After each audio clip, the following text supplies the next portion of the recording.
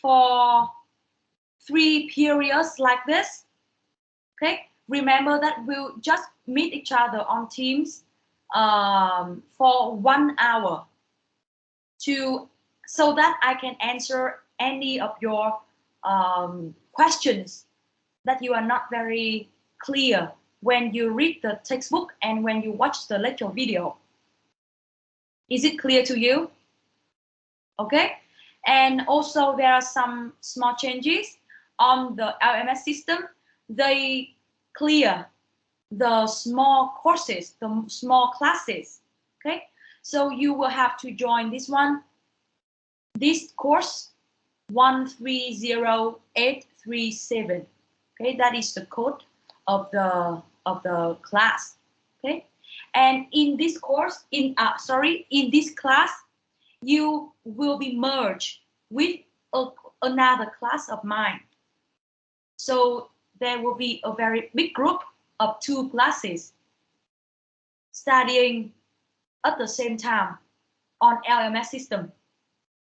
You see my point? Em hiểu chỗ này không? Tức là ở trên LMS người ta đã xóa đi những cái lớp con rồi và bây giờ chỉ còn một lớp to thôi. Lớp to này là merge, là ghép mấy lại một cái lớp ngữ âm nữa của cô. 2 lớp sẽ học cùng với nhau vào cái khoảng thời gian đó. Và em ở trên LMS em sẽ không tìm thấy cái lớp nhỏ nữa mà em sẽ phải vào cái lớp to này. Nội dung rồi everything, tất cả các thứ thì cũng easy như là cái lớp con kia. Chỉ có điều là cái lớp này là merge 2 lớp con vào với nhau thôi.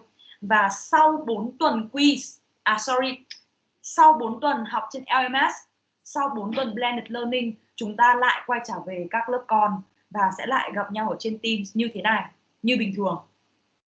Ok. Và hết cái buổi ngày hôm nay ấy, thì hãy mở cái phần files ở trên Teams ra ấy, là cô đã upload cái PPT slide của cái buổi học trước lên trên đấy. Bọn em vào đấy để xem lại cho cô là ở trên LMS system thì mình có những nhiệm vụ gì nhá. Ở trên LMS system thì mình có những nhiệm vụ gì để làm cho nó đúng hạn. Được chưa? Alright. So that's all about the quiz and the LMS system. Now we will move on with the lesson today.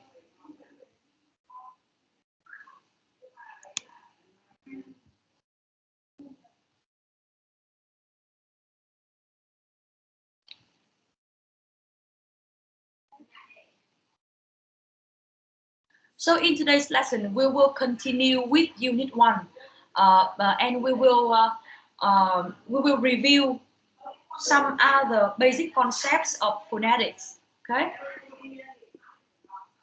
First of all, I want to check your previous lesson.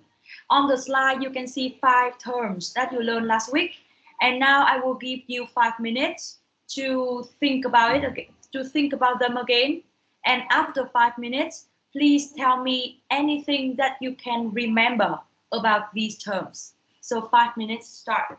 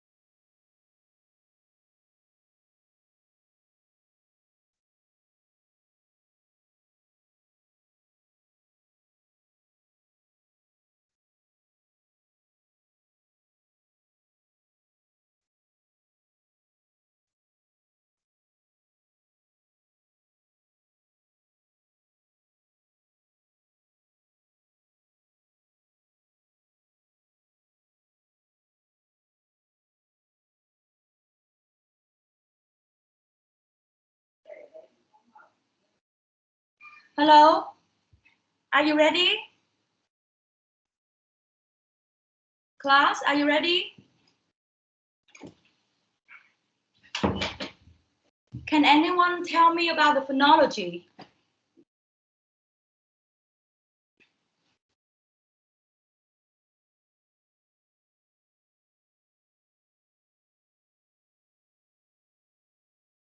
Anything that you can remember?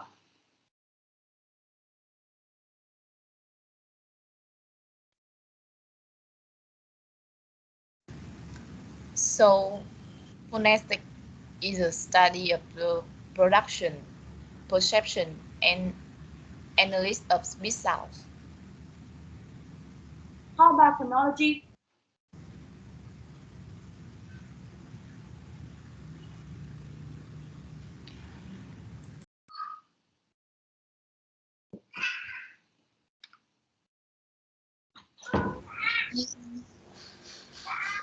May I? Yeah, please. So phonology deal with how the sound are organized into system.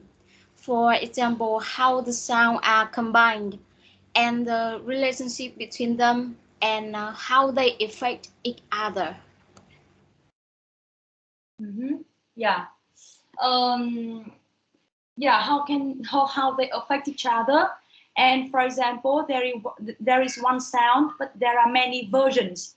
There are many variations of that sound, and we have to find out the difference of those versions in different distributions. Right? Yeah. Wait a minute. Chị ơi, được rồi à? Chị ạ, chị Phượng ơi, ai mở đấy? Đấy cả, đấy cháu bảo cháu biết thằng này mở được không? Chị Phượng ơi, tìm ngay chìa khóa để ở ngoài chị. Vâng. Alright. So what you need to remember is the difference between phonetics and phonology in general, right? So phonetics is something universal, and you can see the symbol of each sound when you check it on the dictionary, right? And for the phonology, if you want to check the symbol of the sounds related to phonology on the dictionary, you cannot find any. Yeah. So the phonology is the systems or the rules or the patterns of the sound that is in very detail. Yeah, like for the sound t, when it stands at the end of a word, it will be pronounced a little bit different when it is in the middle of the word.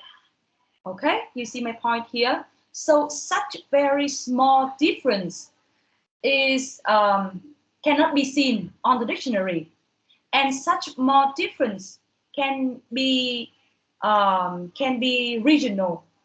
It means that in this accent of English, it might be in this way, but in another accent, it might be in another way. Okay, so that is the study of phonology. All right. And in terms of phonetics, there are three types of phonetics, as you can see on the slide. The articulatory one, the auditory, and acoustic ones. So can you share with the class anything you can remember about these three?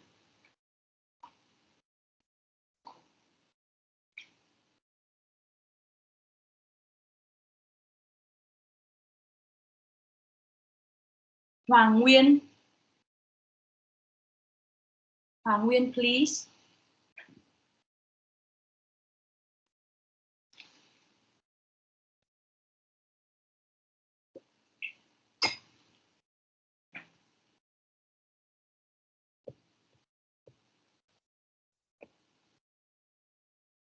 Hoàng Nguyên, can you?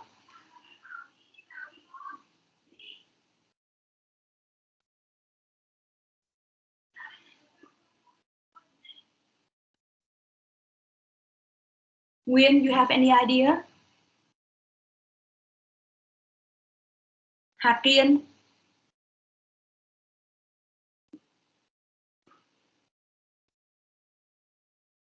Now, look at the name.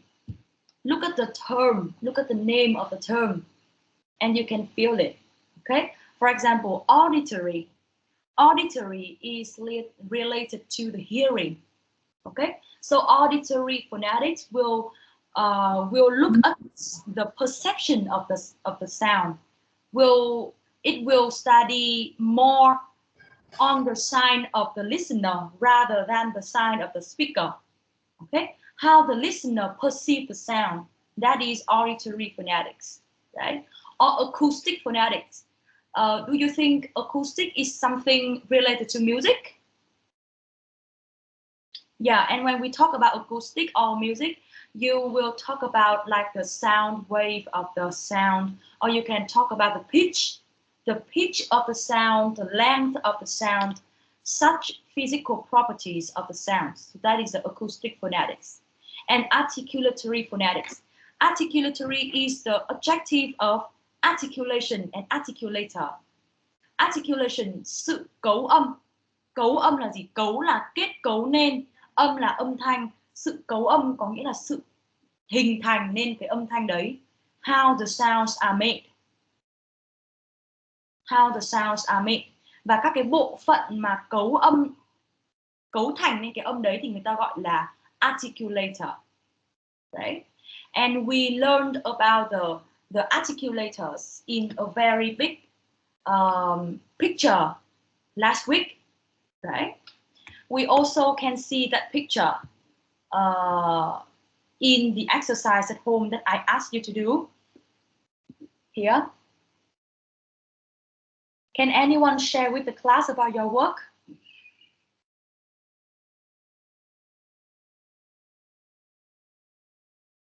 There are two clear parts.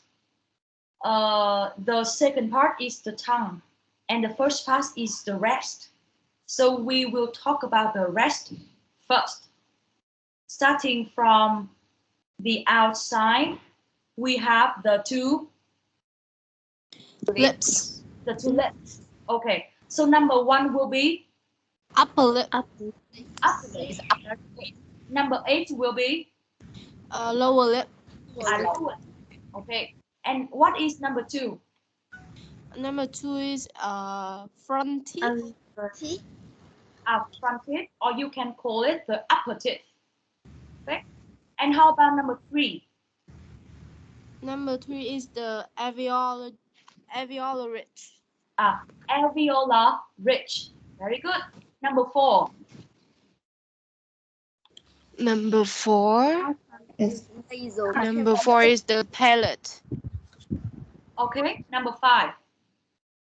Number 5 is a velum. Number 6. Number 6 is uvula. Uvula. All right. Uvula is the tip of the velum. Okay. It is the tipping point of the velum, right? And number 7. Number 7 is the pharynx. It is not the word behind, but number 7 points at the point one. Epiglottis. Yeah, it is the epiglottis. All right. And now we look at the tongue. What is number 9? What is number 9? Yeah, number 9. Lower teeth. It's not. It is not. Number 9 is part of the tongue. Deep tongue. It is the tip of the tongue. Okay, or you can call the tongue tip. Okay. Number 10. What is number 10? Blade. The blade of the tongue. Well done. Number 11.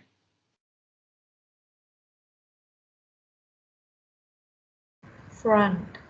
Front of the tongue. Very good. Number 12. Body. Body of the tongue. Very good. Number 13. Back. Back of the tongue. And number 14. Root. It is the root of the tongue. or in some books they may call it the base of the tongue. Yeah, base or root of the tongue is the same. Okay, and that is for the tongue. And we will come back with the tongue in the lesson on vowels. Okay, and today we will talk about the rest. Okay? Mostly about the rest. And all right. Today we will review the aspects of speech sound, and you can see on the slide there are 4 aspects: the upstream mechanism, the state of the vocal cords, the state of the vellum, the place and the manner of articulation. Okay, so first of all, the upstream mechanism, right? Anyone can tell me what is the upstream?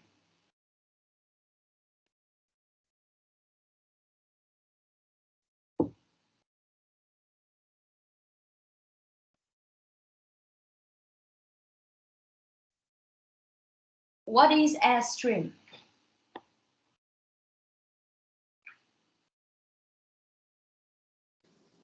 The air that goes through the pharynx.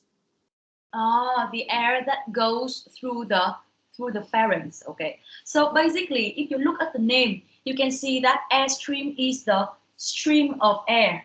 It is the flow of air moving from somewhere to somewhere. Okay, and you can see that the air is the thing, not the air, I'm sorry, the flow of the air is the thing that creates the sound. So in order to know the articulation of the sound, we need to know the flowing of the air. Where does it start from? Where is its source? Yeah, where is the source of air, and how does it move? Okay, so we call it the airstream mechanism. Okay, cơ cấu luồng hơi. Airstream is luồng hơi. Yeah, the stream of air, the flow of air. Okay, so now I want you to open your textbook, page 9. Page 9.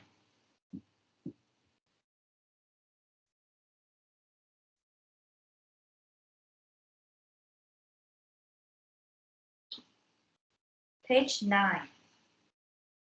Okay, and please read the part about airstream mechanism in the textbook for me. Okay, I will give you 7 minutes in total. Please have a look at them, and yeah, and then I will have some questions for you to better understand this part. Okay, but read it first.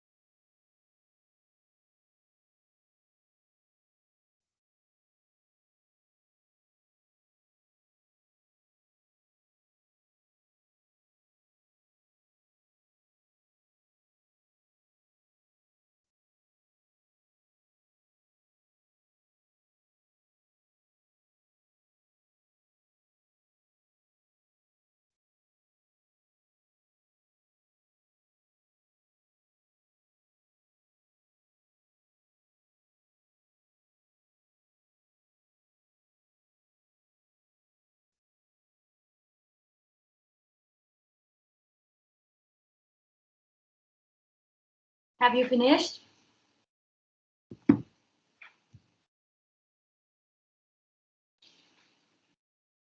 Okay. So, first of all, tell me, what is egressive and ingressive?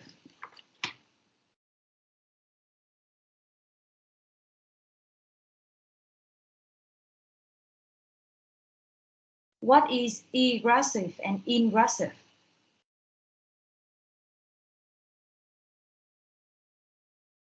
If you know the answer, please raise your hand. Egressive is outward and ingressive is inward. Very good. Excellent. Yeah, well done. Okay. So, how about the source of air? How many sources of air can there be?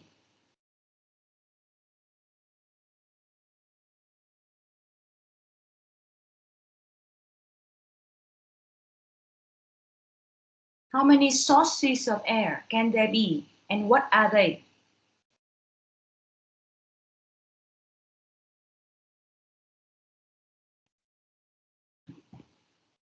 There are 3 sources of air. The first one is air start from the lungs, right? From the lungs.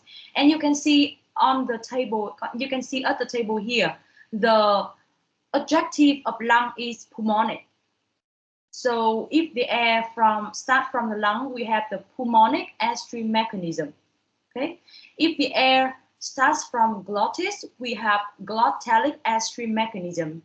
Glottalic is the adjective of glottis, and velaric is the adjective of velum. Okay, so there are 3 sources of air, from lungs, from glottis, and from the velum. So 3 sources of air together with egressive and ingressive. In total, it creates 6 airstream mechanisms, right? Egressive pulmonic, egressive glottic, egressive velaric, and the same for ingressive, right? However, if you look at the table more closely, we do not have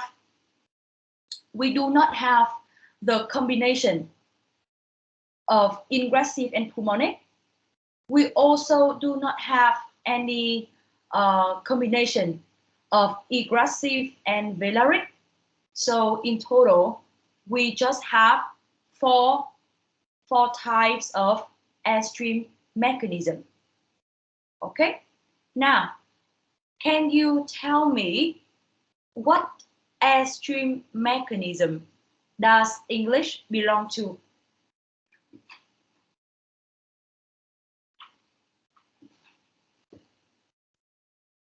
What airstream mechanism do you think English belongs to?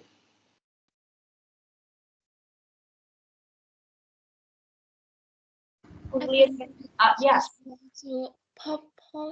Pulmonic egressive. Egressive pulmonic.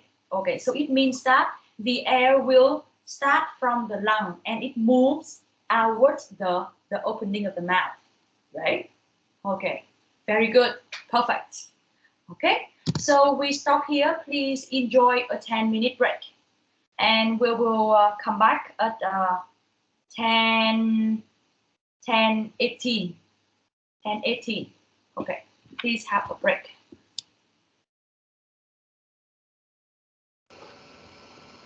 Em thưa cô ạ. Em thưa cô là vừa nãy máy của em bật lên nó bị update nên là em có vào muộn một chút. Cô cho em điểm danh bù với ạ. Quỳnh đúng không? Dạ vâng ạ.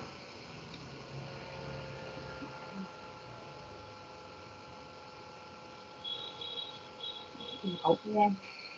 Em cảm ơn cô ạ. Đấy là lớp mình như vậy, còn thiếu bạn Thuận Anh thôi nhỉ? Ok em, bạn Thuận Anh có đi học không? Đến giờ này mà vẫn không nhắn gì. Cô ơi. Có à? Thì vào lúc nào đấy?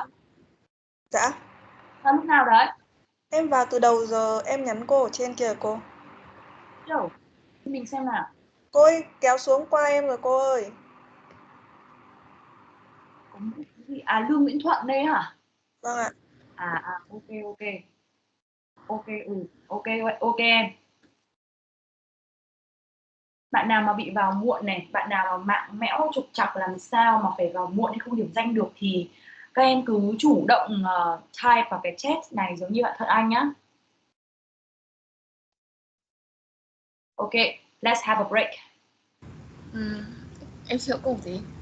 Mình có lập một cái nhóm ở trên Facebook ấy, nhóm của lớp mình ấy, thì mọi người có thể join vào đây nhá. Hy vọng là mọi người kiểu mình học online ấy, mình có một cái sự gắn kết gì đấy ấy. Thay vì là mình cảm thấy học online xong kiểu ai làm việc đấy rất là rời rạc ấy, thì mọi người có thể join vào cái nhóm này nhá. Nhóm của lớp mình thì nếu mà có thông báo hay là có vấn đề gì thì mọi người có thể trao đổi trên này.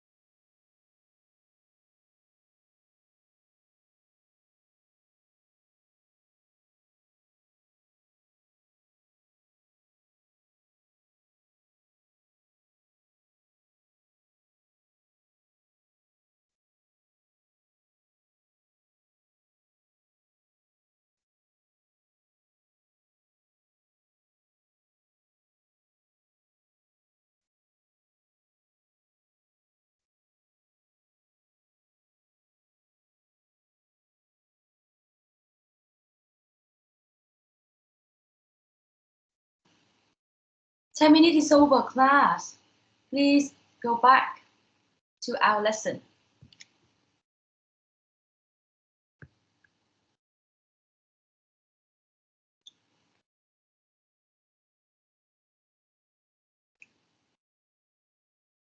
Nguyễn Mai Anh, are you back? Yes. Vũ Thu Hà, are you back? Yes.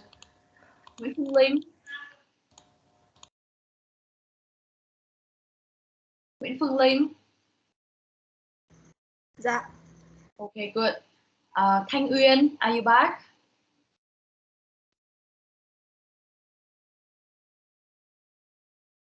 Thanh Uyên.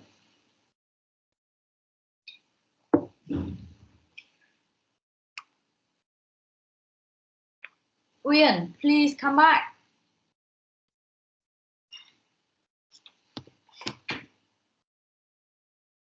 I have to use two devices at the same time. One to show you the screen and one to check your attendance and your messages on group chat.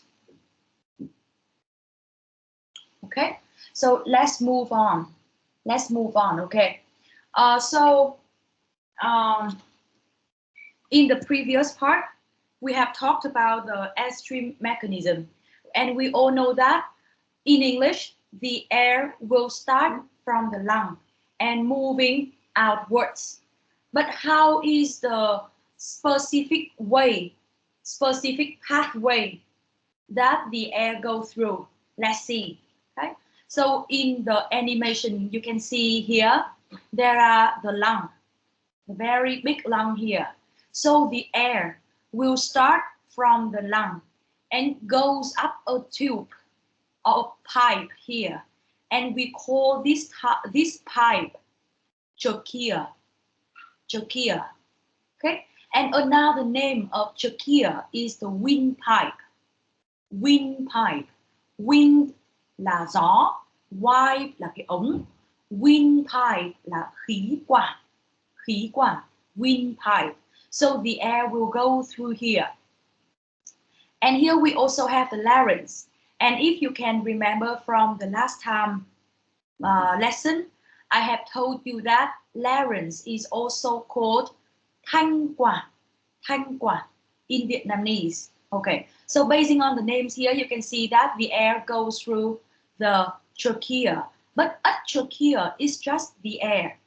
When it goes through the larynx, it starts to make the sound here. Okay, so that's why the larynx is called thanh quản.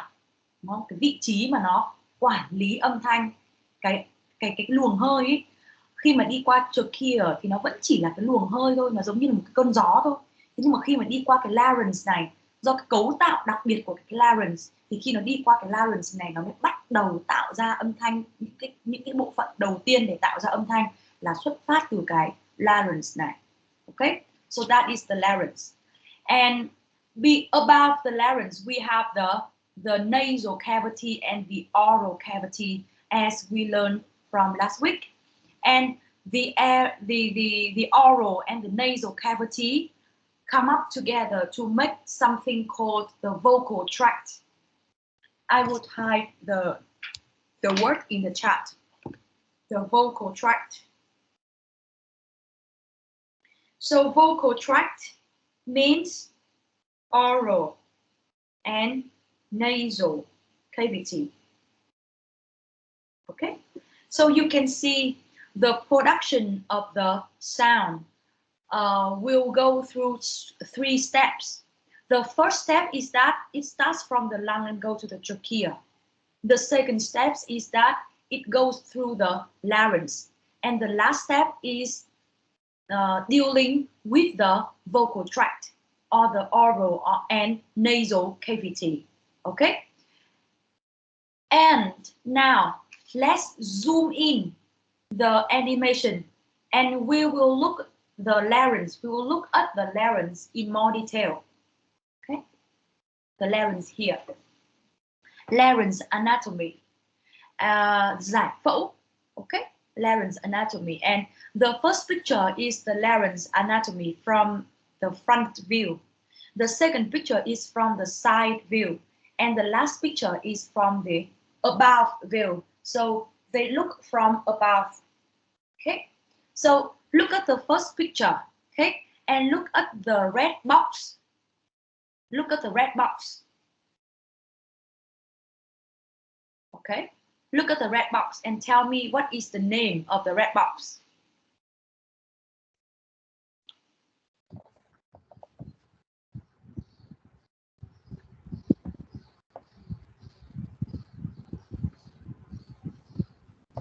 The name of the red box. Okay. What is it? What is it, Suzanne?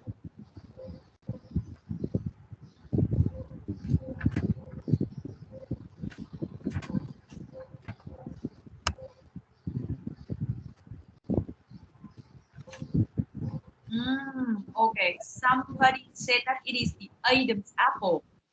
Okay, let's see who. Kiều Anh, Kiều Anh. So Kiều Anh, why do you think that it is the Adam's apple?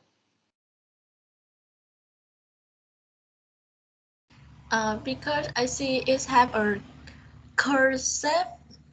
It has a curved shape, or we can say it is a V shape. Okay, it is a V shape. All right, it is a V shape, and the name of this part is called the thyroid cartilage. Thyroid cartilage. Cartilage là cái sụn. Okay, thyroid cartilage. Okay, so you can see that in front view, it looks like a V shape. And if you look at the side view, the second picture, you can see that it is something raising from the neck. Okay, and Kiều Anh, you are exact. It is the Adam's apple, right? It is the Adam's apple. And the Adam's apple here is the thing that you can feel very clearly about the larynx, right? So the larynx is your neck, and the Adam's apple here at the middle of the larynx. Okay, and if you are male, if you are a boy, you will feel the Adam's apple much better.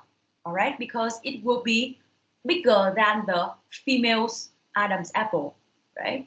And for a boy, you can also feel the V shape of the thyroid cartilage more clearly than a girl does. Okay, so the second red box here in the second picture, we have another red box. What is it?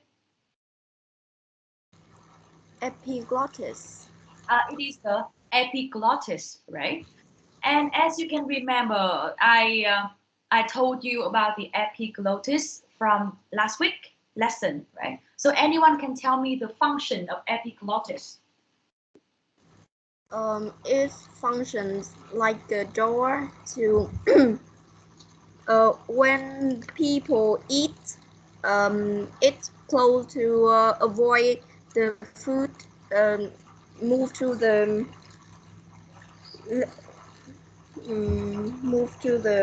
larynx. Okay, very good. Well done. So the epiglottis will work as the cover, right? It works as the cover of the larynx. So when you eat, the cover, the epiglottis will be closed, right? In order to avoid the food from entering the larynx and going down to the lung. Okay, so that is the function of the epiglottis. Okay, now have another look at the last picture. Okay, so you can see here the base of tongue here, and also you can see the epiglottis here, like a lip, right? It looks like a lip from above. And can you see the vocal cord, the true vocal cord? Can you see them, the two vocal cords? I will mark the vocal cords here.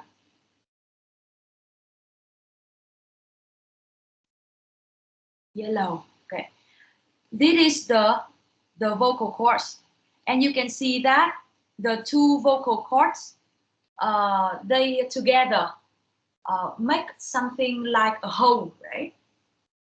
And the hole inside, the space in between the two vocal cords is called the what?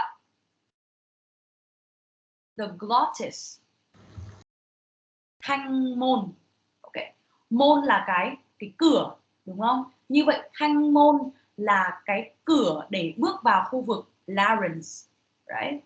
Và cái nắp thanh môn sẽ là cái cover để mở hay là để che cái glottis này đi, được chưa? Cái thanh môn này đi. Đó, thì ta có glottis là thanh môn, còn epiglottis là nắp thanh môn. Mình có thể dựa vào cái tên để mình đoán cái function của nó là vì như vậy. Okay? So you can see that the glottis here, I want to say it again, the glottis here is the space or the hole between the two vocal cords. All right? So if the vocal cords open, the glottis will open. It will be bigger as well. If the vocal cords is close together, the glottis will be very small accordingly. Is it clear up to now? Class, is it clear? Yeah. Yes. All right. Yes. Very good. Okay.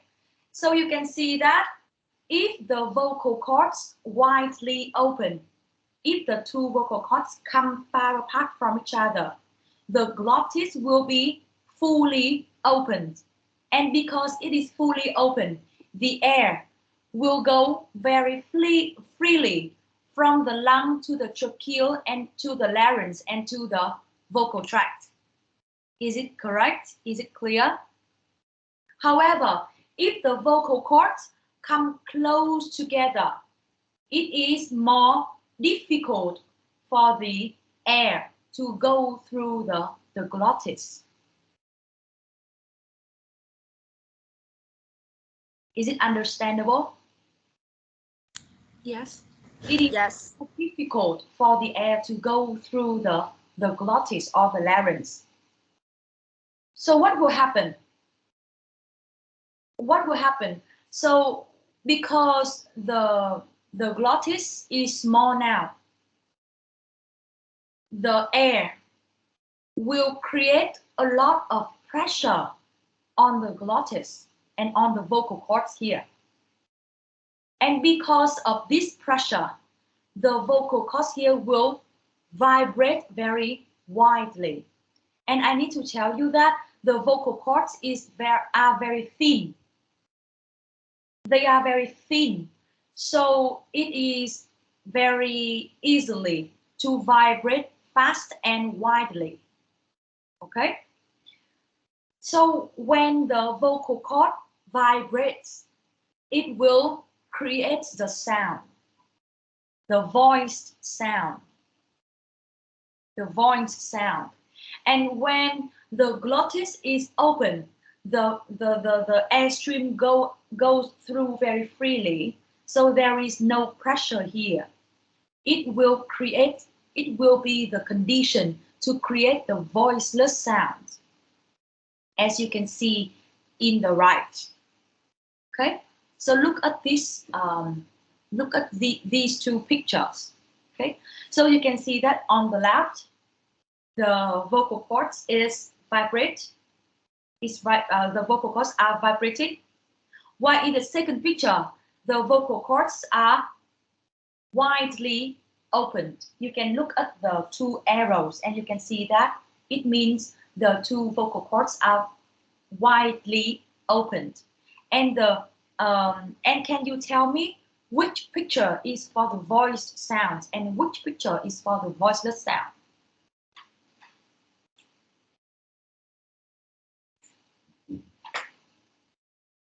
The last picture is for voice sound and the right is voiceless.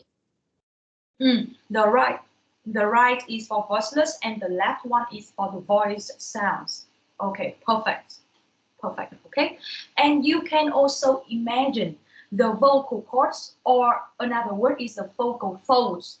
You can imagine the vocal folds are like the windows. Okay, the windows. So imagine that we have the window.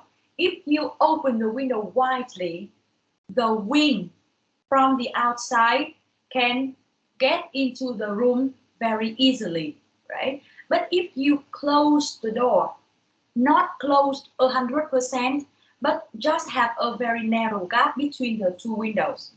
But if you turn to open the windows, the strong wind outside the room is more difficult to get in the room, so it will rattle the window a lot. Okay, you can imagine in that way. All right, but we do not use the word rattle for the vocal cord. We just use the word rattle for windows. For vocal cords or vocal folds, you have to use the word vibrate, vibrate, vibrate. Open and close continuously. Vibrate. Okay. Now I would like you to watch about voice and voiced sound on the vocal cords, and you will see how the vocal cords actually look like and how they work.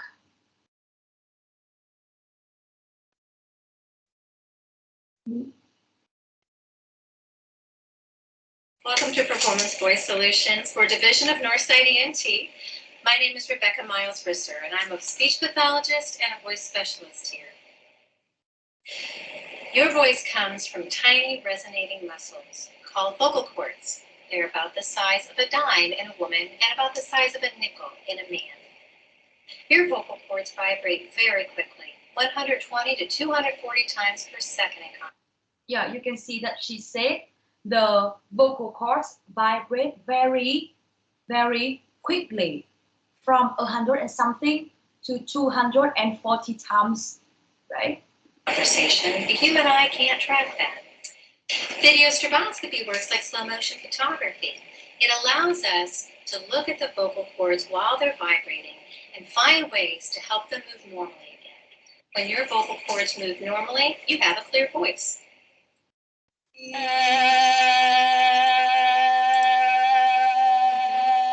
Go ahead and just go.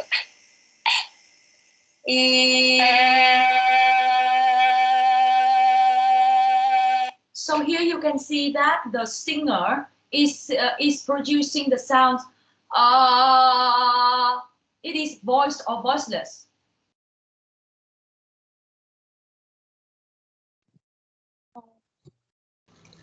It's voice. It is voiced or voiceless.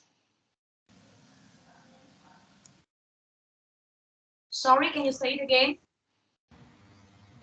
It's the voice. It is the voice sounds. Can you tell me why? Because it makes the vocal cords vibrating. Because it makes the vocal cords vibrate a lot, right? So it is the voiced sounds. And also you can see that the voiced in Vietnamese we call it hữu thanh, tức là có âm thanh, right? And the voiceless we call it vô thanh, tức là khi mình nói cái âm đấy thì nó như kiểu là mình whisper với nhau ấy, mình thì thầm ấy. Ví dụ như là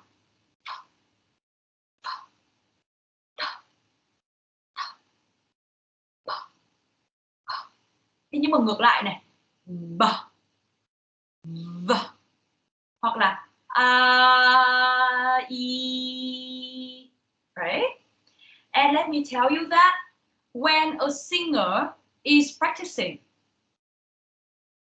she is very likely to practice by saying the voice sounds, as you can see in the video. Why is so? Because when he produces the voice sounds, he will make the vocal cords vibrate a lot. He will make the vocal cords work a lot, and in that way, it is easier for him to train his vocal cords. Okay, and the difference between a singer and a normal person is that a singer is better at controlling the vocal cords than a normal person. Okay. So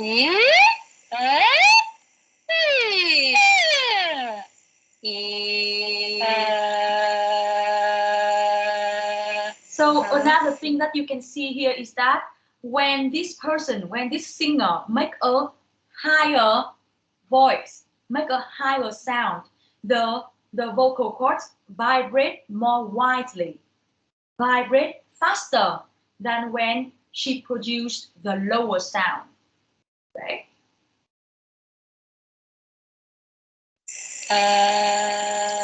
Okay, be loud now. Show me loud. Okay, get even louder.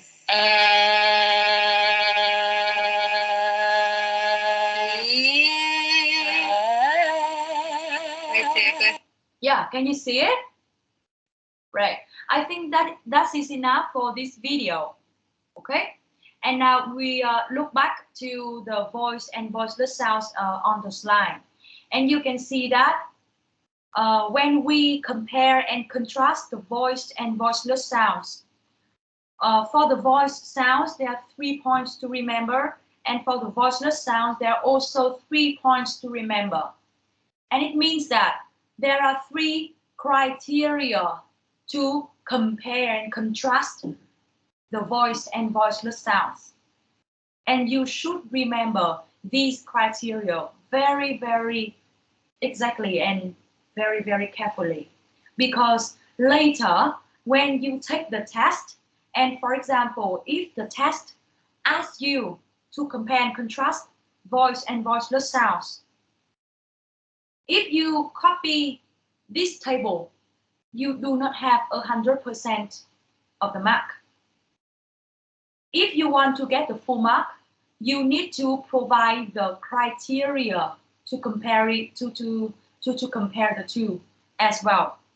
For example, the first point for the voice sounds, the vocal cords come close together, and for the voiceless sounds, the vocal cords are drawn apart. So what do you think is the name of this criterion?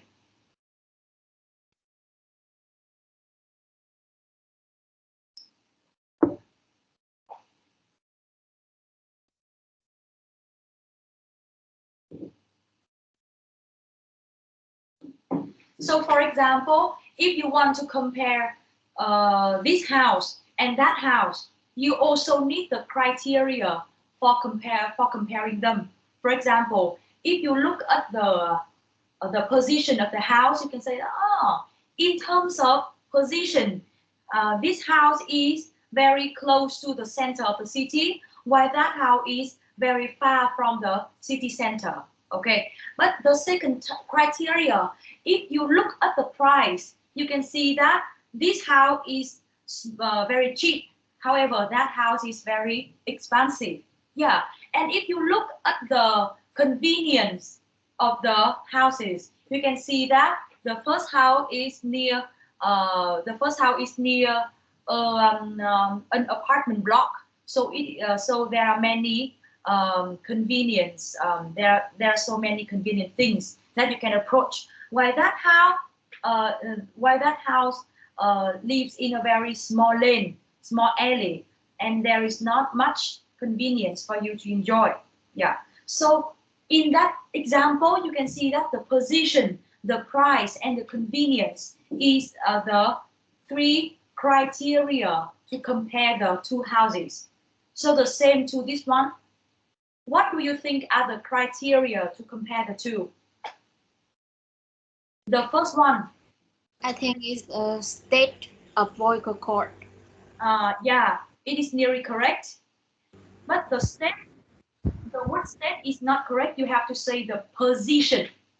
Okay, the position of the vocal cords. All right, very good. What about the second criterion? What is the name of the second criterion? For the voice sound, the airstream is somehow obstructed, and for the voiceless sound, the air can pass out freely. What is the criterion here? Airspeed. Air what? Air speed? Yeah, I think so. Okay. If you look, if you say the speed, it might be not very exact. The obstruction. The obstruction of the airstream, yeah, kind of. Okay, but the best option will be the movement of the airstream. The movement of the airstream. So it will cover the speed as well. It will cover the pathway of the airstream as well. It will cover the fact that they are obstructed or not obstructed as well. Okay, so the word movement is the best word. All right. How about the last criterion? Vibration of vocal cords. Very good. The last criterion is the vibration of the vocal cords. Okay, so in total, there are 3 criteria. The first one is the position of the vocal cords. The second one is the movement of the airstream. And the last one is the vibration of the vocal cords. All right. And if you see this type of exercise in the test later on, you should be very clear about the criteria, and also you should make the criteria in the correct order, because you can see that the first criteria leads to the second one, and the second one leads to the third one. So you cannot mix the order up. You have to present the criteria in this order. Is it clear? Okay. Yes. Yeah, thank you. And it does not apply to comparing voice and voiceless sounds only. Later in this course, you will have to compare and contrast many other pairs of sounds. And for those comparing activity, for those comparing exercises, you also have to point out very clearly the criteria for comparison. Okay? And yeah, look at the example for the voice sounds here. If you produce a sound V, now let's do it together. V, V. And you use your fingers to touch the Adam's apple. And please tell me if the Adam's apple vibrate or not. V, V. Also, for the sound,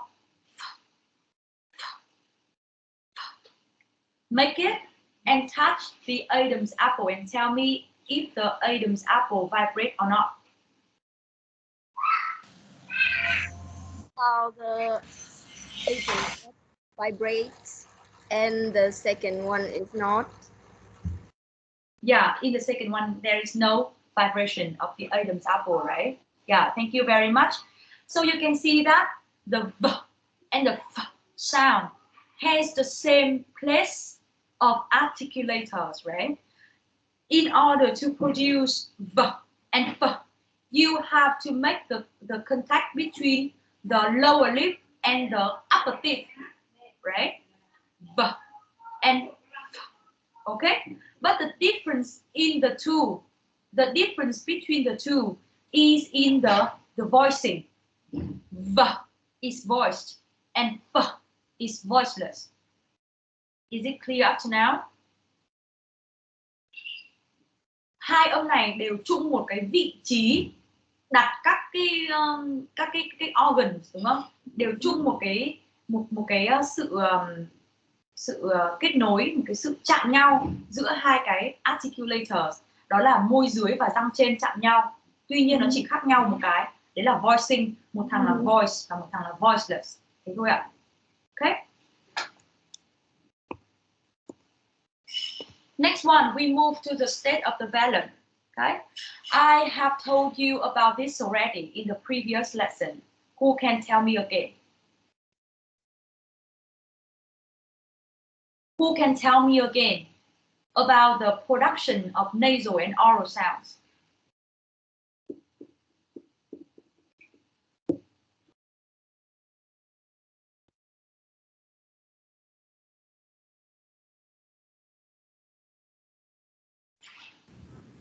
So with the nasal articulation, so airstream have two directions.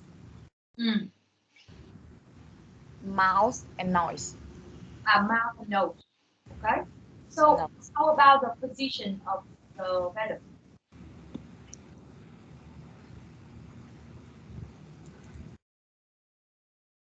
In the first picture, what happens to the vellum? It's open and then the air can come to the nasal cavities. Okay, so in the previous lesson, in order for you to better understand, I told you that the vellum here is like a door, right? So for the wood door, you can use open and closed. But for vellum, you cannot use the wood vellum and closed. You have to use lowered or raised. So tell me, for the left picture, the vellum is lowered or raised?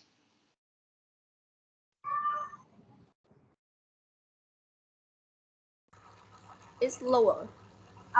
It is lower, right? It is lower. So you should say that in order to produce the nasal sounds, the vellum has to be lower, okay? And when it is lower, the airstream can go mostly through the nasal cavity, because at this time the nasal cavity is open, right?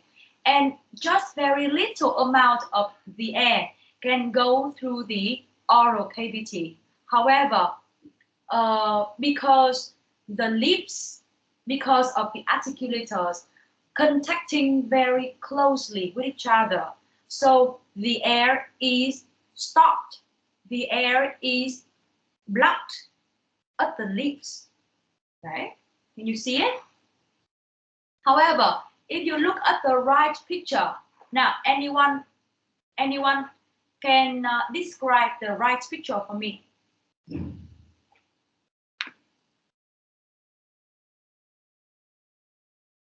Who can?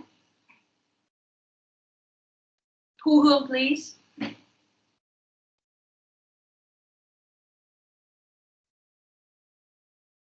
Thu Hương.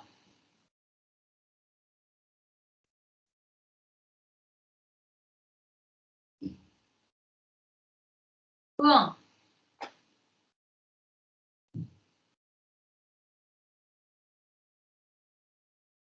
Hey class, if I call you up to 3 times, but there is no answer from you, I will count you as absent. If you do not know, you can say that, teacher, I do not know. Please don't be silent, okay? Because if you are silent, I will understand it as you are not there. You might be working with something else. Thu Hương, please.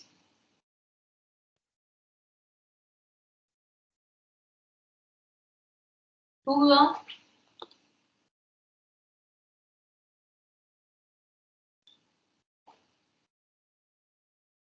So Hương, I called you, but you said nothing. I called you 5 times, but you said nothing. So Hương, you are absent today. Thu Hương. Yeah, I can see Phương Thảo, right? Phương Thảo, can you? Phương Thảo or Phương Linh? Phương Linh ạ. Phương Linh. Okay. Phương Linh, please. So in oral articulation, the vellum raised, and it only allows the mainstream flow in oral cavity. Okay. So the airstream here can have only one path to go, which is the oral cavity, because the nasal cavity is totally 100% blocked. Okay. Okay, good job. Now, so tell me, how many criteria are there for comparing and contrasting oral and nasal sounds?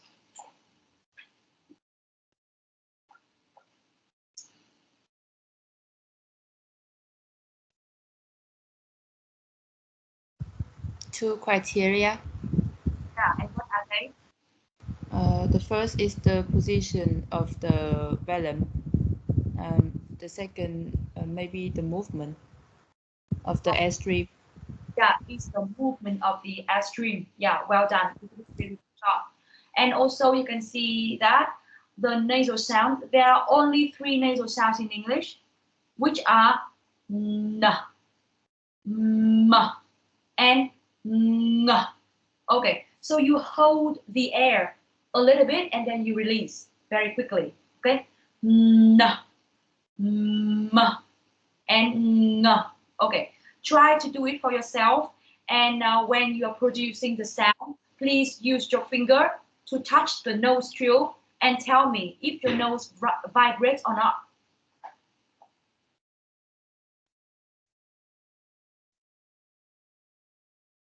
N, m, ng.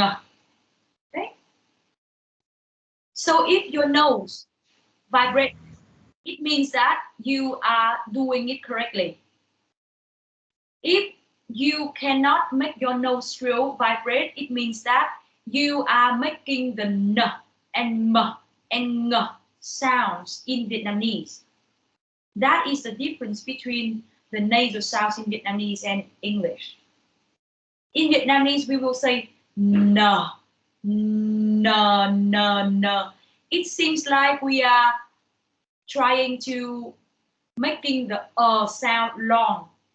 But the problem here is that in English we should hold the air, the flow of air in, and we only release in the sound very quickly, very fast. Right? And you can see that there are only 3 nasal sounds, so the rest of the sound will be oral. So most of the English sounds are oral. Only 3 of them are nasal. Okay? Now I want you to watch another video about nasal and oral sounds, and you will see very clearly how the sounds, how the airstream moves.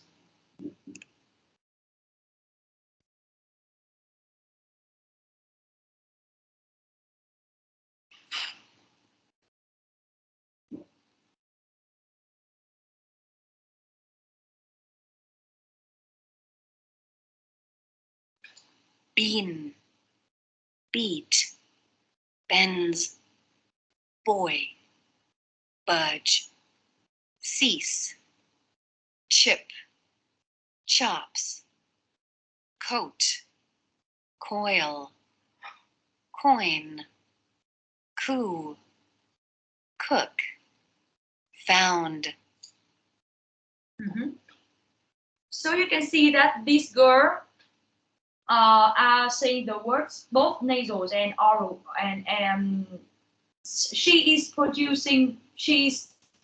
saying the words which contains both nasals and oral sounds, right? Sometimes orals only, but sometimes both nasals and oral. Okay, so you can see that, for example, between the 2 words, beat and bean, the ending sound of the word bean is n. It is a nasal sound, and you can also see on the video when she said bean, the velum is lower, and there are some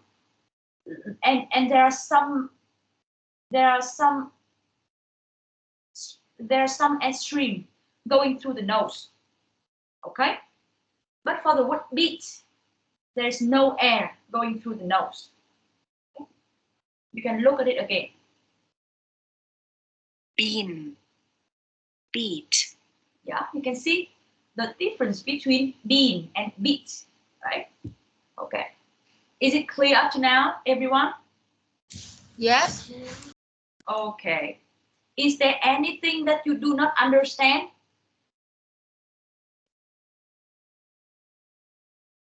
No? 100% understand? You're so smart. Okay?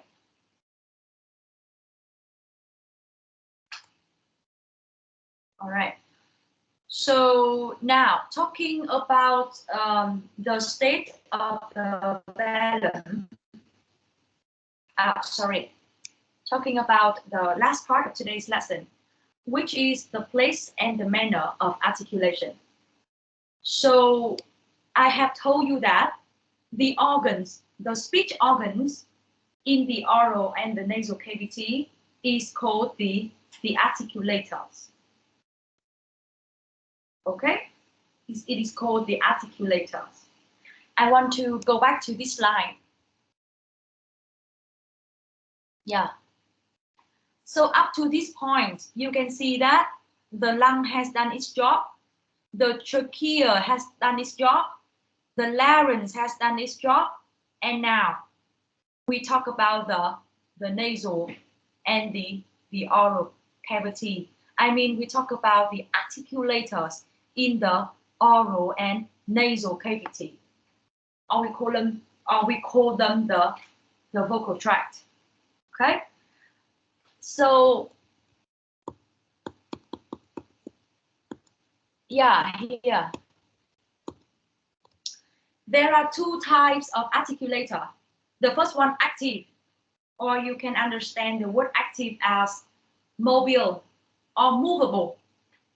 The second type of articulators are the passive type, or non-mobile or unmovable. Okay? And now I list out here some articulators, and please categorize them into active or passive articulators. Tell me which one is active and which one is passive.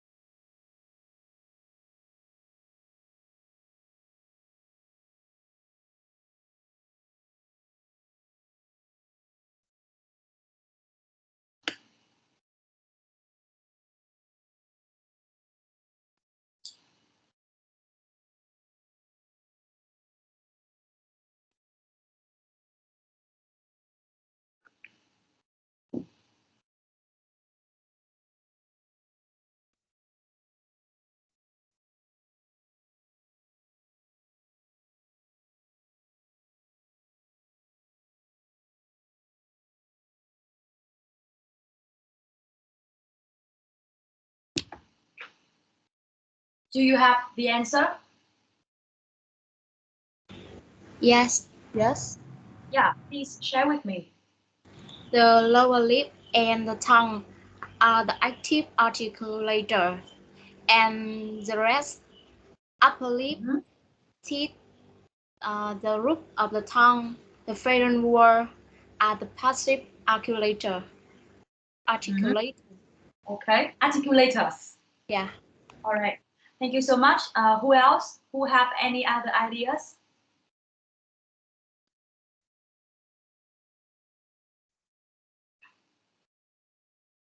Who has any other ideas with her? I think the pharynx wall is active articulator. Okay. But it is the wall. It is the wall. It cannot move. Yeah, you can see at the name of the organ. You can see at the name of the articulator, and you can see that, oh, how can the wall move? Right? Okay, so here comes the key. Yeah. So the first one, I cannot see your name, so sorry. The first one, the first girl, you are right, you are exact. The active articulators include the lower lip and the tongue, while the passive articulators are the rest, okay, because it cannot move. Okay. And please tell me about the position, the relationship between the active and the passive here. Which one is above which one?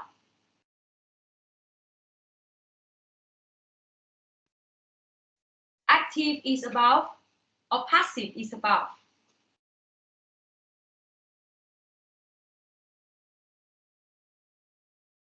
Trong hai cái loại articulators này thì loại nào ở trên, loại nào ở dưới? I think active is the highest point and High and passive is low. yes. So you mean that Active is lower the lip is high, the other way round, right? Ngược lại đúng không? yes.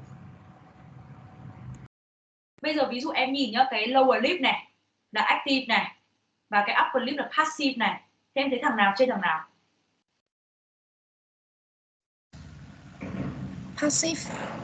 Passive. Ở trên đúng không? Yeah. Bây giờ hãy nhìn vào cái đám mà roof of the mouth đi. Đã gọi là roof là phải ở trên rồi đúng không? Thế cái đám roof of the mouth này nó có ở trên cả lower lip và cả cái tongue không?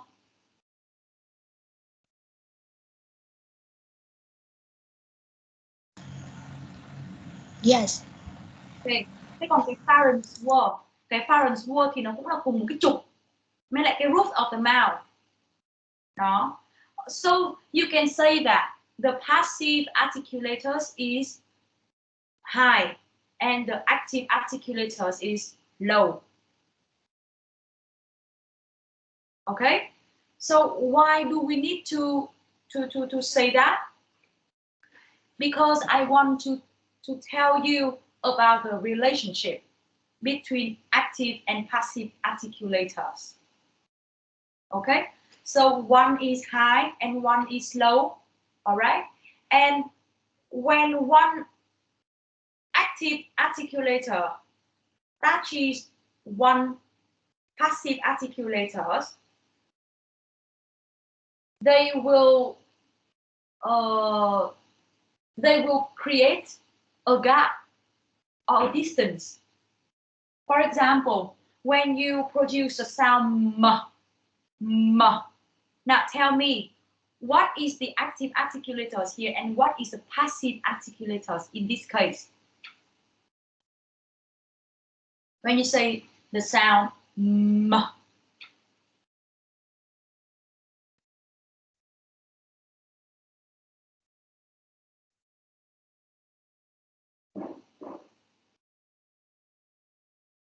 Khi mà chúng ta nói cái âm m thì hai cái articulator nào đang chạm vào nhau?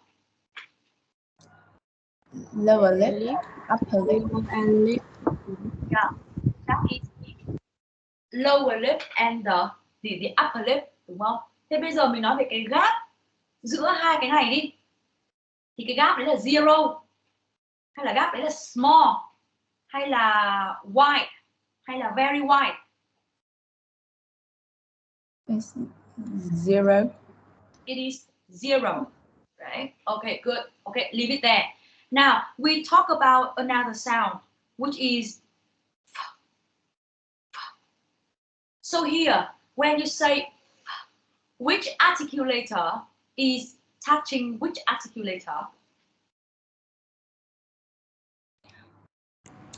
The upper teeth and the lower lip. The upper teeth and the lower lip. Okay. And now tell me about the gap between them. Zero? The gap or narrow? is narrow. It is a very narrow gap. That's why the airstream, when it goes through this very narrow gap, it creates a hissing sound. Hissing sound tức là những cái âm mà như kiểu là xì ấy, như kiểu là đây chính là hissing sound, because the air goes through a very narrow gap. Okay, now leave it there. Look at another sound, which is w. W. W. Now tell me about the gap. Is it zero or narrow or wider? Wider. Wide. It is wider. So that when you say this sound, W, you can feel that the air goes quite smoothly, right? Without very little obstruction, right? Okay, so you can see that the distance or the gap between the two articulators, it goes from nothing, zero, to narrow, to wider, and maybe very wide. Okay, and you can see the relationship here is up down or left right.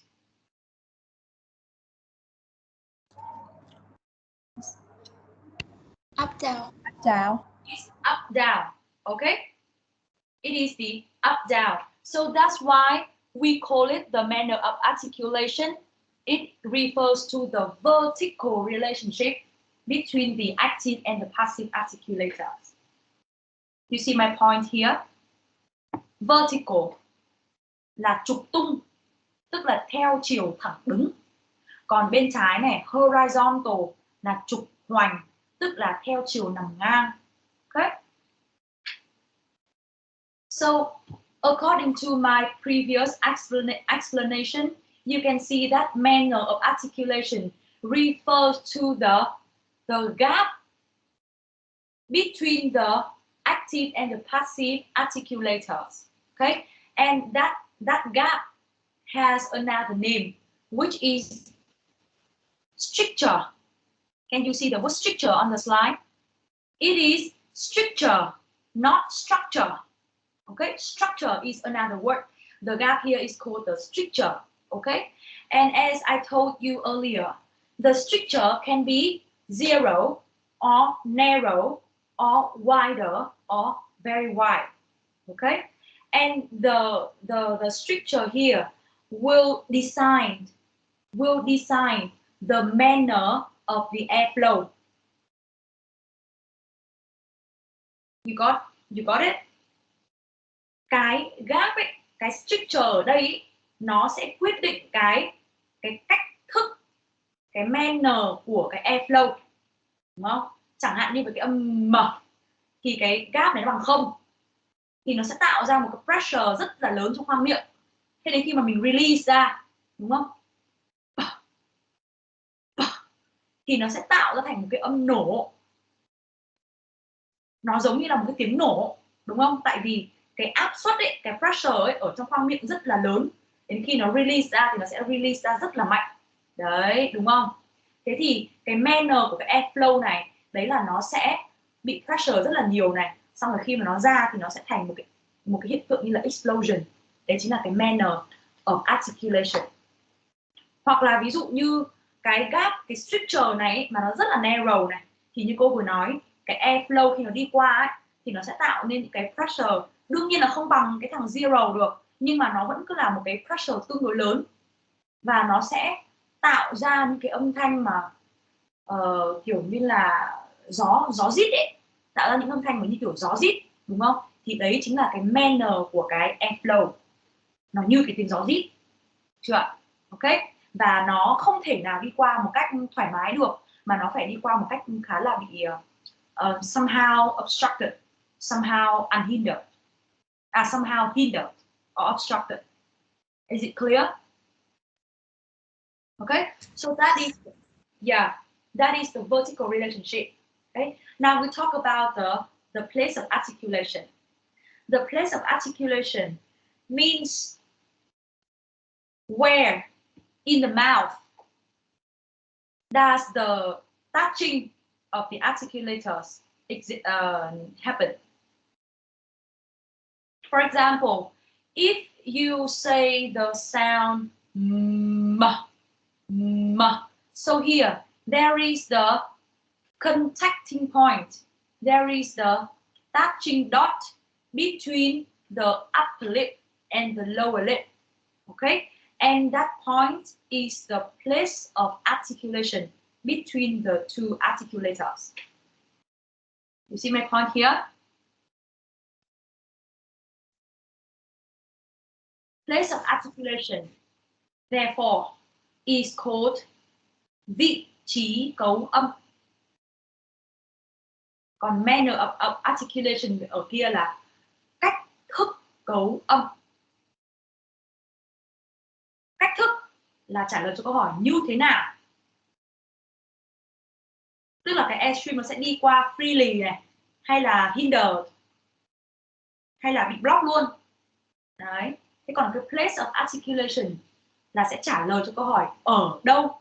Có đúng không? Place mà. Như vậy thì ví dụ ở cái âm M thì là cái vị trí đấy nó sẽ ở giữa hai cái môi trên và môi dưới. The upper lip and the lower lip. Is it clear up to now? Okay. And if you in that way make other sounds, you will see that the contacting point between the articulators, we will make up a horizontal line. You understand this point? Chỗ này cô nói tiếng Việt cho nó rõ ràng nhá. Ví dụ em vừa nãy chúng ta vừa phân tích là ví dụ chúng ta có âm M thì là chúng ta có một cái điểm kết nối, đúng không? Một cái contacting point giữa hai cái lips với nhau. Nhưng bây giờ thử lùi vào trong khoang miệng một chút, cái âm F chẳng hạn, thì khi này cái điểm contacting point sẽ là giữa cái gì? Giữa môi dưới và cái gì nhỉ? Môi chân trên. Môi dưới và răng trên, có đúng không? Giữa môi dưới và răng trên, tức là lúc này cái contacting point đã lùi vào trong khoang miệng một chút xíu rồi, đúng chưa? Thế và chẳng hạn một âm nữa là âm em thì nói âm n đi, n. Ok, thì em sẽ thấy là khi này cái articulators mà contacting với nhau ấy sẽ là giữa cái blade of the tongue với lại cái gì? Alveolar ridge, đúng không? N, có đúng không? Cái này lại lùi vào trong nữa, đúng không? Thế bây giờ giữa hai cái contacting point, giữa hai cái articulators đấy chúng ta đang gọi là contacting point, đúng không? Nó là cái giao điểm giữa hai articulator, đúng không? Thế bây giờ mình dùng một cái bút, mình nối giữa các cái contacting point lại với nhau ấy, thì mình sẽ có một cái đường mà đi từ ngoài môi vào trong đến cuống họng, đúng không? Và cái đường này là cái đường nằm ngang. Ok, như vậy khi mà mình nói về cái horizontal này là mình nói ở trên cái ý nghĩa đấy. Và để thấy được cái sự horizontal này thì mình không thể nào chỉ nhìn ở một cái âm đâu, mình không thể nào chỉ nhìn ở một cái cặp articulator mà mình thấy ở đâu, mà mình phải nhìn các cái âm, các cái articulators với nhau như as a system, như là một cái hệ thống. Mình nối giữa các điểm đấy với nhau thì mình sẽ thấy được, mình sẽ hiểu được tại sao nó lại là horizontal.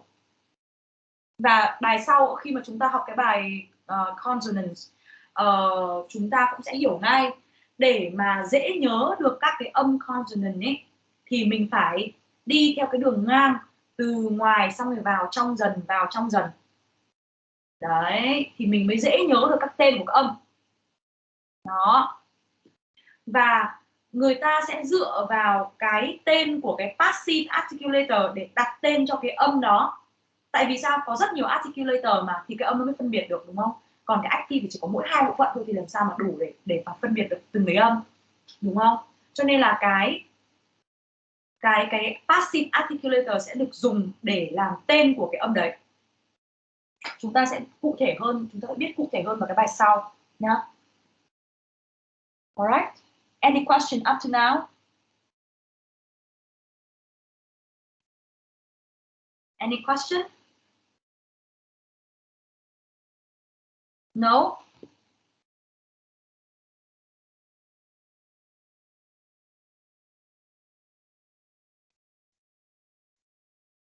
Okay, so we talk about the classification of the speech sounds. So very clearly you can see that English speech sounds are classified into vowels and consonants, right?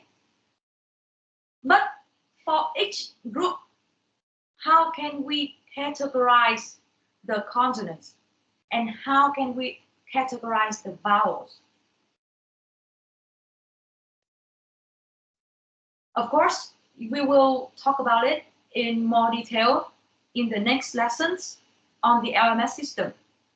But I will talk about it very briefly. For the vowels, it will base on the height of the tongue, the backness of the tongue, and the rounding of the lip in order to categorize the vowels. And for the consonants, we will use the voicing, place, and manner as the main criteria to classify them.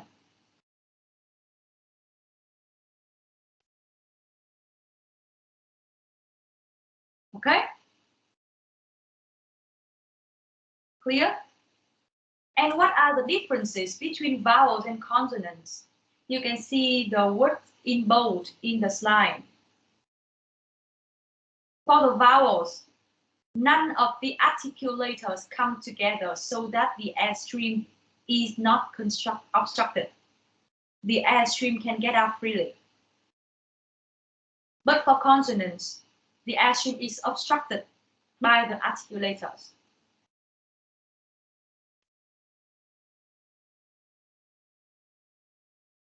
Clear here? Yes. Yes. All right. Thank you. Okay. Another aspect that we might look at is a suprasegmental structure. Okay. Suprasegmental, it means that it is a high level. It is a higher level than the segment. The segment is the sound. Okay. So here we have the stress and intonation. And again, you will learn about it in detail later at the end of the course. Okay. Now, in summary, today we have talked about the 4 aspects of speech production: the airstream mechanism, the vocal cords, place and manner of articulation, and the vellum. Okay. Now, I would like you to take out a piece of paper and copy this diagram into that paper. And I will give you 15 minutes to go back to the lesson and tell me anything that you can remember about these 4. Okay? Okay, I will share with you this line so that you can look at it individually. Okay? And again, please use the slide and what you can remember, what you can note down from my lecture in order to summarize the lesson, in order to fill in this diagram. Is it okay? It is like the mind mapping. All right.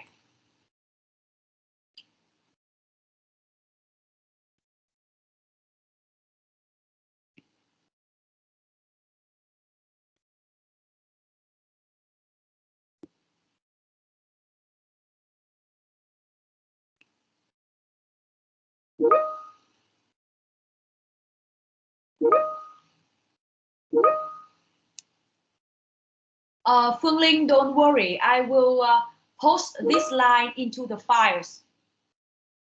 I will post this slide into the file of the class group.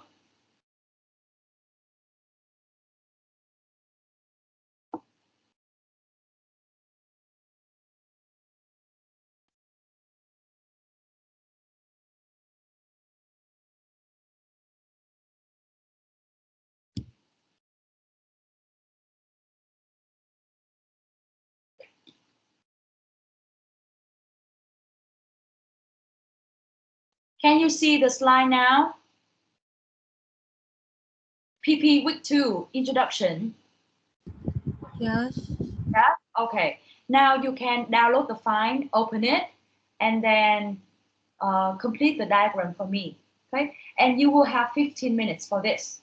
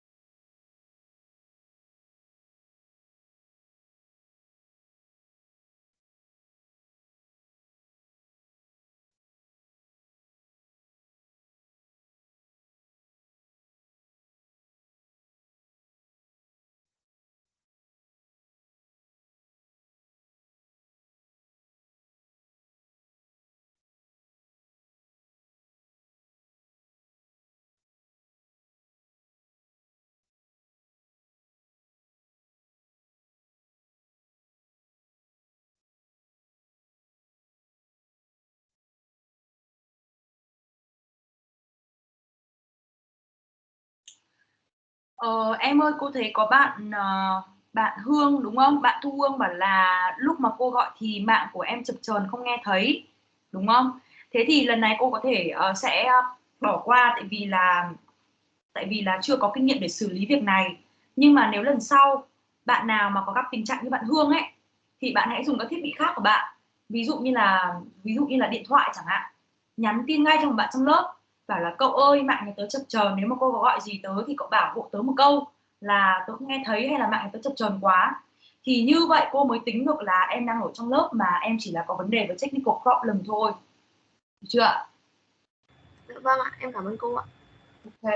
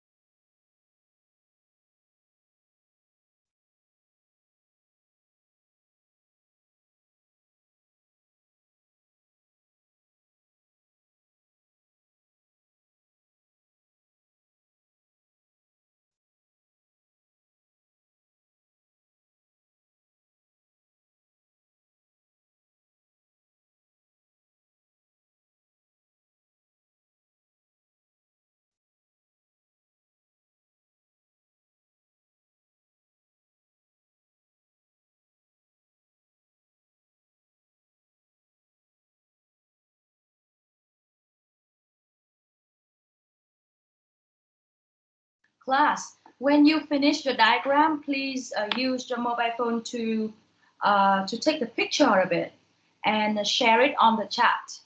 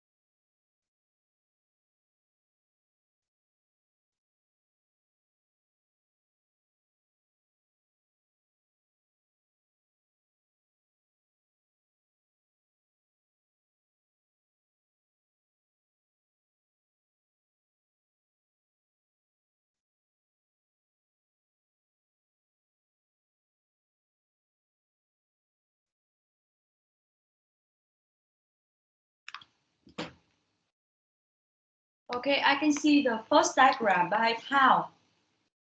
Thank you so much, Thao. Now let me see.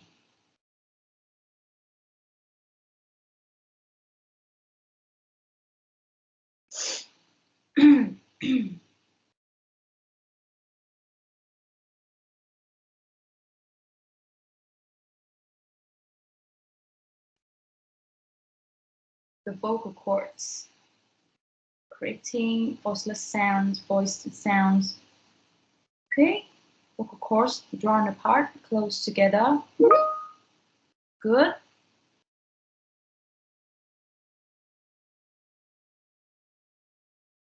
Good job.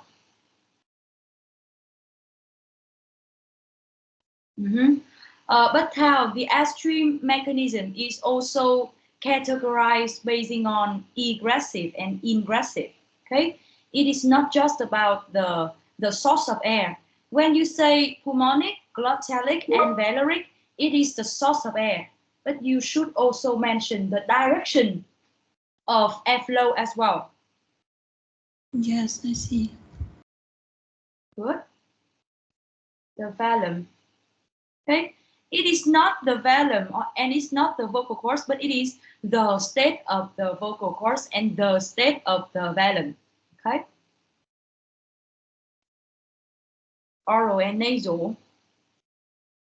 It is not the palate lowered, but the soft palate to be exact. If you just say palate, people will think that is the hard palate. Yes.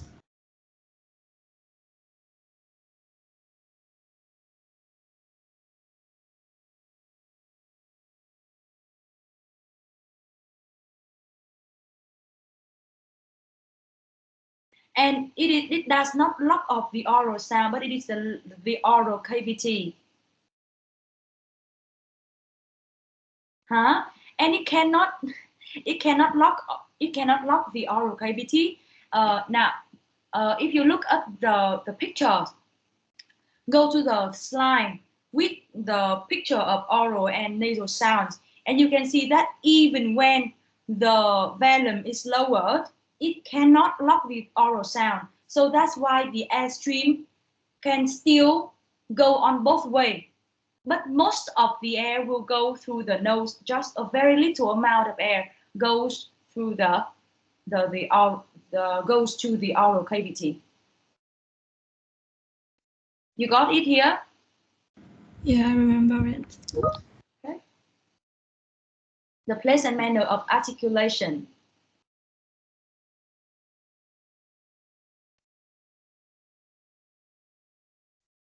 Active, lower lip and tongue. Passive, the rest. Okay. Place of articulation, horizontal relationship, and manner of articulation, vertical relationship. Okay. Yeah, because it is just a diagram, so you do not need to write much, but bear in mind the true meaning of horizontal and vertical. Okay?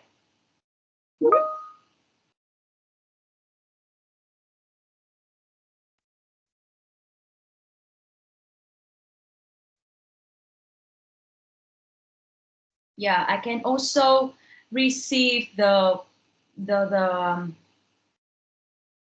work of Huyền Trang, Trinh, Trúc Nhi, Thu Hương, and Huyền, and Thu Trang. Okay, nice. Now let's see Thu Hương. Aspects, the vocal cords, voiced and voiceless sounds. Okay, balance, oral.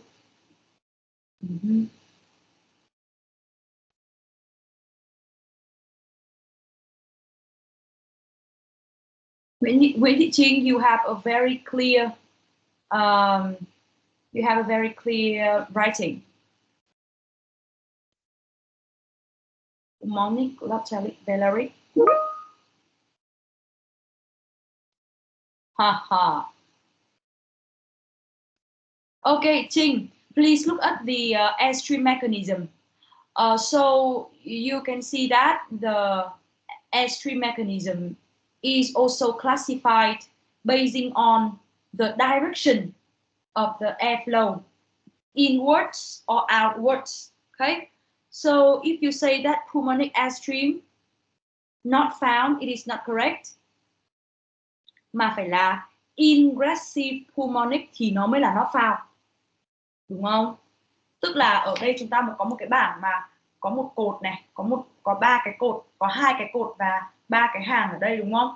Thì cái loại airstream mechanism ấy nó phải là sự kết hợp giữa cái cột và cái hàng, đúng không? Ví dụ như là ta có là egressive pulmonic, hoặc là egressive glottalic, hoặc là egressive velaric, đúng không? Tương tự như vậy với cả ingressive.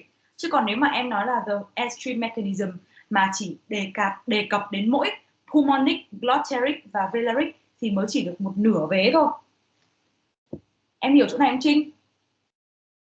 Dạ có. Ok, các bạn khác có hiểu chỗ này không? Các bạn có thể nhìn vào bài của Trinh nhá, để cô chữa luôn một thể các em nhìn luôn, để các em đối chiếu sang bài của mình. Nhớ đấy. Và bạn đầu tiên cô chữa là bạn nào nhỉ? Bạn Thảo hay Thao nhỉ? Bạn Thảo đấy. Bạn Thảo cũng bị mắc cái lỗi giống y bạn Trinh. Đấy. Đấy, thế thì cô mà không yêu cầu viết ra này có phải là các em hiểu nhầm mà chính em không biết các em hiểu nhầm không? The velum nào? Đấy, lại giống bạn Trinh rồi, không phải là the velum mà là the state of the velum. Thì nó mới chia ra thành là nasal và oral nhá. Ok, bây giờ xem cái nasal, soft palate lower, oral cavity lock. Rồi đấy, lại sai chỗ này giống bạn gì nhỉ? Bạn Thảo, đúng không? Nhưng mà trong cái ảnh mình thấy đấy, không phải là oral cavity lock hoàn toàn bởi cái velum đâu. Cái velum nó hạ xuống thì nó cũng không hạ đủ đến cái mức mà để lock được cái oral, đúng không?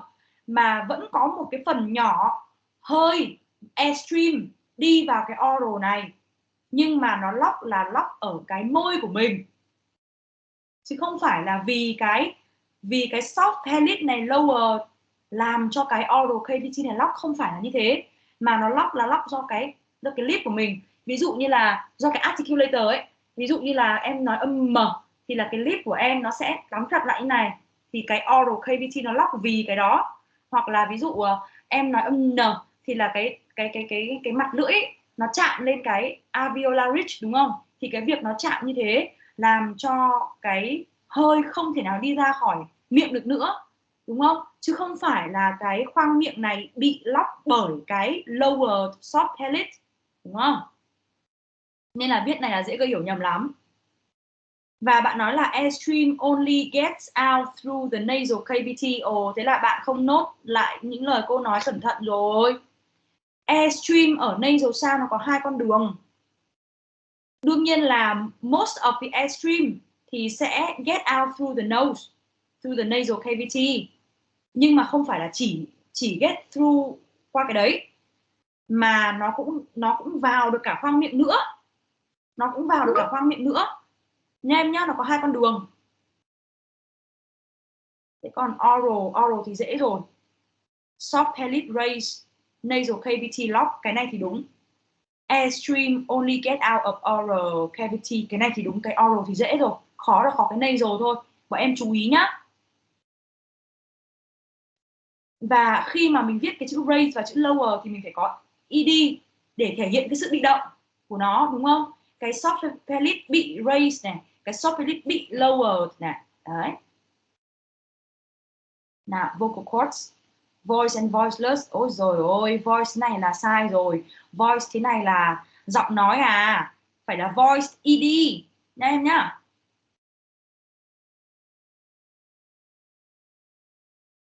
Và em chụp thiếu mất cái dòng trên cùng ấy, cô không nhìn được. Vocal cords are drawn apart, nhưng mà cô đoán chắc là em cũng lấy những ý này từ trong cái slide đúng không? No vibration. Okay. Lower lip and tongue. The placement lower lip and tongue này. Passive sẽ là upper lip teeth roof of the mouth and pharynx were. Ok. Trong cái place and manner of articulation thì có một cái phần rất quan trọng nữa. Đấy là place là thế nào, manner là thế nào. Cái đấy mới là cái chính. Còn cái active và passive này nó chỉ là những cái hiểu biết, những cái knowledge, những cái kiến thức tiền đề để mình hiểu được thế nào là place of articulation và thế nào là manner of articulation thôi nha. Vâng ạ, tí em bổ sung thêm ạ. Ok em.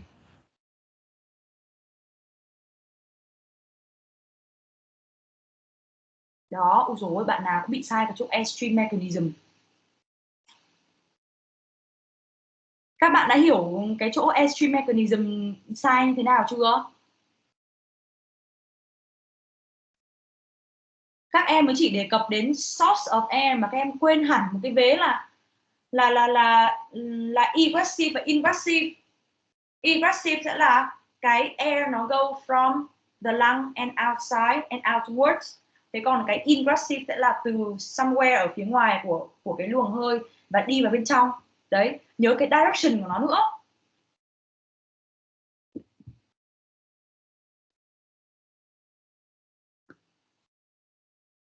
Ok, cô cũng đã chữa cho một vài bạn rồi. Thế thì những bạn còn lại cũng nghe và cũng tự bổ sung cho bản thân mình nhá. Đa phần này cô tổng kết lại này, đa phần các em bị sai ở cái airstream. Đấy, với lại có ai mà hỏi mình là tiếng Anh là thuộc cái loại airstream mechanism nào thì mình cũng đừng có nói là pulmonic không nhá, mà mình phải nói rõ ra là egressive pulmonic. Đấy, rồi. Hai nữa là các em hay sai ở cái chỗ mà nasal sound ấy, thì nhìn rõ lại trong cái hình đi. Ở nasal sound thì không phải là cái oral cavity bị locked bởi cái velum đâu nhớ. Luồng hơi vẫn đi lên hai con đường, một là oral và một là nasal, nhưng chỉ có điều là khi mà mình phát âm những cái âm nasal, ví dụ m hay là n hay là ng, ví dụ thế, thì là cái articulators ở đây ý, nó touching với nhau 100% thì nó thành ra là cái hơi không thể nào thoát ra được khỏi cái oral cavity, đúng không? Nhưng mà vẫn có một phần hơi nào đấy đi vào cái khoang đấy.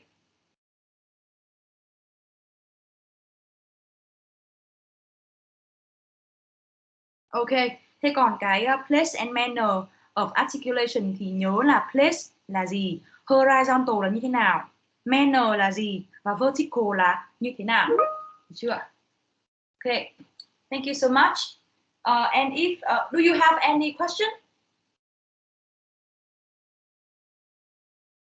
So if not, just call it today and see you next week.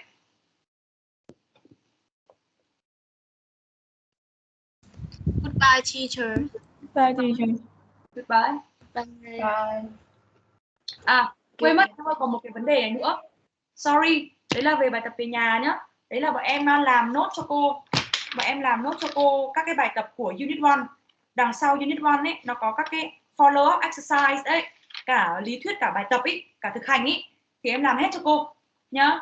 Làm hết cho cô những cái bài tập này. Khi mà đi thi là người ta sẽ lấy từ đây đấy. Cho nên là cố gắng hoàn thành nhá. Thế còn về nhà này, làm homework này, cộng với lại là đọc cái text về Unit 2. Từ tuần sau trở đi, trong vòng 1 tháng tới là chúng mình sẽ học LMS.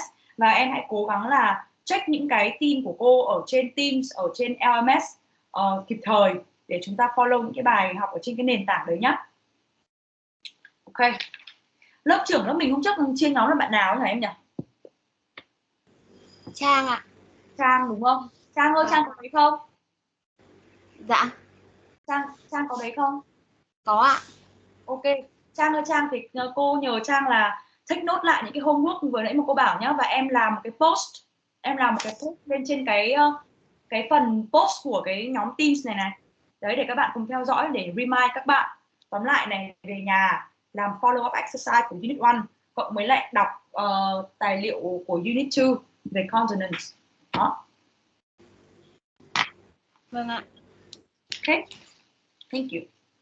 Và remind các bạn là update các cái bài post của cô ở trên Teams cũng như trên LMS để chúng ta từ tuần sau là trong vòng 4 tuần tới, kể từ tuần sau mình sẽ học trên LMS nhé. Thank you so much and goodbye. Goodbye officially. Goodbye, teacher. Goodbye, Chào teacher. cô ạ. Goodbye, teacher.